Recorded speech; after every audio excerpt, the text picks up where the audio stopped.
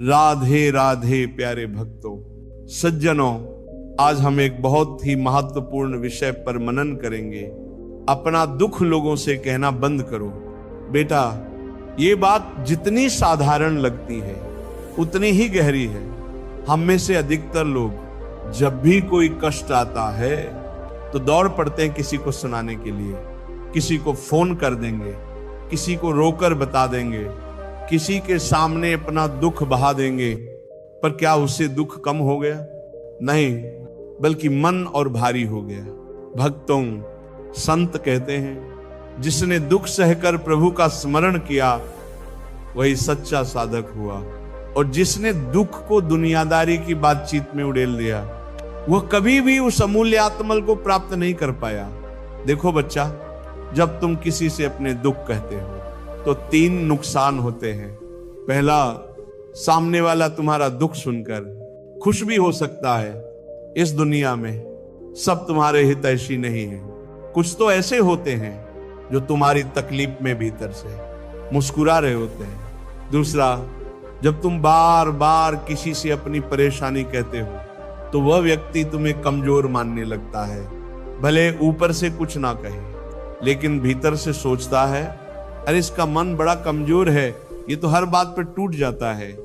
और तीसरा, हर बार दुख कहने से वो बात तुम्हारे मन में और गहरी बैठ जाती है। तुम्हें लगेगा कि कह देने से हल्का हो गया, पर सच्चाई ये है कि बार बार बोलने से वो पीड़ा स्थायी रूप से तुम्हारी चेतना में बस जाती है। संत तुकाराम जी महाराज कहते थे, जब मन दुखी हो तो उसे नाम में समर्पित कर दो। बोलने से हल्का नहीं होगा, रोने से नहीं बुझेगा, केवल राम नाम से ही शांति मिलेगी। अब मैं तुम्हें एक सच्ची घटना सुनाता हूं। एक गांव में एक वृद्ध भजनानंदी रहते थे। उनका नाम था हरिदास जी। घर में कठिन स्थिति थी। बेटे उन्हें ताने मारते थे, बहू तिरस्कार करती थी और पोता पानी तक नहीं पूछता था। लेकिन 70 वर्ष की अवस्था में भी उनका चेहरा शांत रहता था। गांव के कुछ लोग बोले, बाबा तुम्हारे जीवन में इतनी परेशानी है, फिर भी तुम्हारे चेहरे पर इतनी शांति कैसे? हरिदास जी बोले, मैं दुख को भगवान से कहता हूं, दुनिया से नहीं। जब तक लोगों से कहता था दुख बढ़ता था, लेकिन जब प्रभु के सामने आंसू बहाए तो भीतर हल्का हो गया। प्रेमी आत्माओं, इसलिए कभी भी अपने दुख का मेला मत लगाना।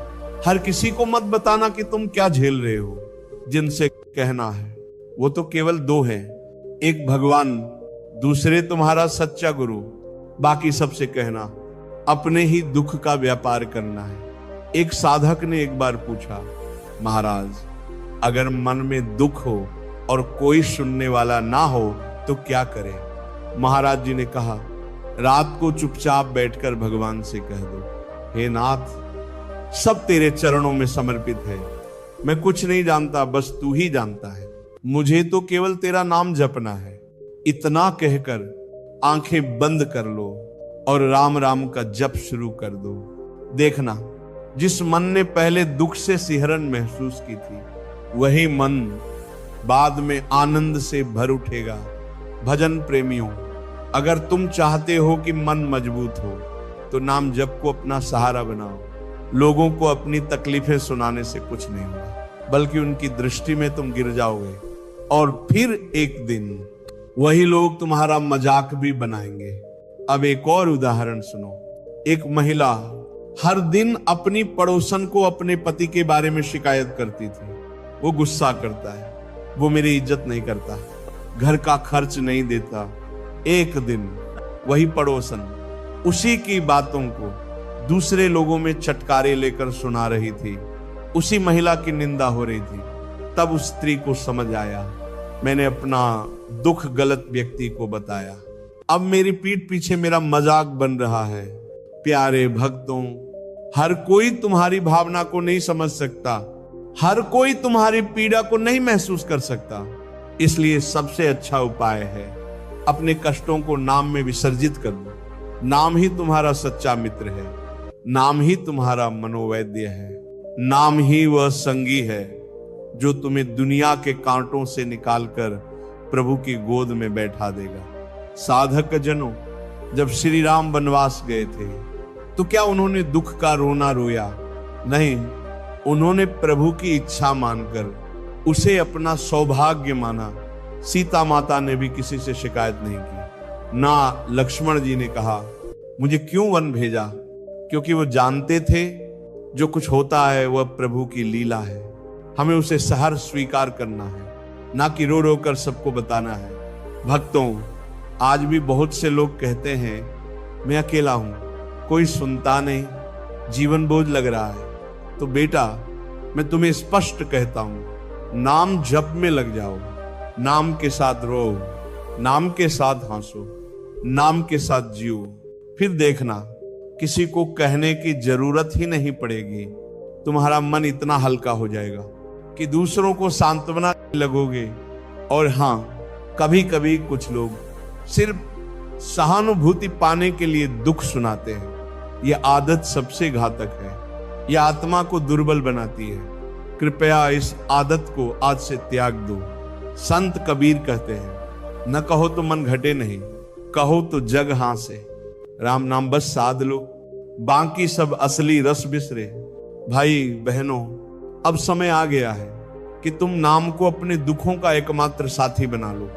यदि किसी दिन बहुत दुखी हो जाओ तो एकांत में बैठकर बस इतना कहो, हे प्रभु, मैं तेरे चरणों में अपने जीवन की हर तकलीफ समर्पित करता हूं। मुझे संसार से नहीं, तुझसे सहारा चाहिए। मैं अब किसी से कुछ नहीं कहूंगा, केवल तेरा नाम लूंगा, तेरे स्मरण में जीऊंगा। फिर देखो चमत्कार कैसे होता है। तुम्हारा दुख खुद पिघल जाएगा, तुम्हारे अंदर एक नई शक्ति उत्पन्न होगी, और वही शक्ति तुम्हें दुनिया की नजरों से नहीं, प्रभु की कृपा से पहचान दिलाएगी। इसलिए प्यारे भक्तों, आज से एक संकल्प लो, अब कोई दुख किसी को नहीं कहूंगा, सिर्फ नाम जप में ही अपना सब कुछ समर्पित करूंगा। यही है सच्चा साधक बनने का प्रथम चरण। राधे राधे। मैं अब किसी से कुछ नहीं कहूंगा, केवल तेरा नाम लूंगा, तेरे स्मरण में जीऊंगा। फिर देखो चमत्कार कैसे होता है। तुम्हारा दुख खुद पिघल जाएगा, तुम्हारे अंदर एक नई शक्ति उत्पन्न होगी, और वही शक्ति तुम्हें दुनिया की नजरों से नहीं, प्रभु की कृपा से पहचान दिलाएगी। इसलिए प्यारे भक्तों, आज से एक संकल्प लो, अब कोई दुख किसी को नहीं कहूंगा, सिर्फ नाम जप में ही अपना सब कुछ समर्पित करूंगा। यही है सच्चा साधक बनने का प्रथम चरण। राधे राधे।